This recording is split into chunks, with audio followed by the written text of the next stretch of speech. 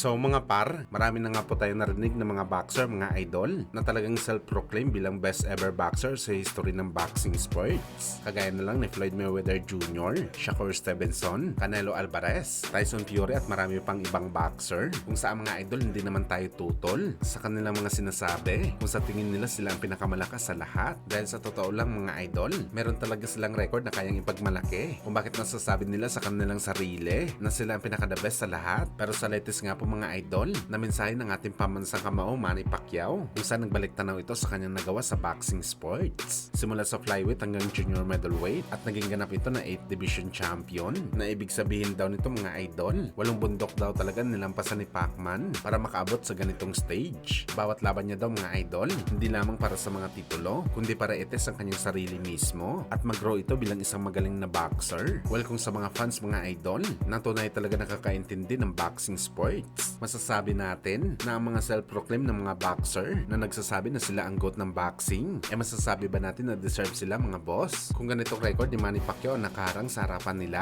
meron magsasabi na hindi dapat deserve si Pacman na maging GOAT dahil marami itong talo at sila undefeated. Pero sa totoo lang mga idol, hindi naman talaga sukatan sa pagiging malakas sa talo o zero loss mo na record, na sa kalidad yun ng kalaban na tinalo mo. Hindi natin sinasabi mga idol na puro talaga kalidad ang nilabanan ni Pacman, pero nasa prime lahat mga idol ang pinalaga ni Boss Manny. At ang patunay dito mga idol kung bakit malalakas talaga ang nilabanan ni Pacman, ang pagiging 5 division lineal champion nito. Ibig sabihin ng lineal mga idol, 5 hari sa division ang tinumba ni Pacman sa 8 division nito sa boxing sports. At imagine niyo mga idol kung gaano kahirap ang bagay na to para sa isang boxer.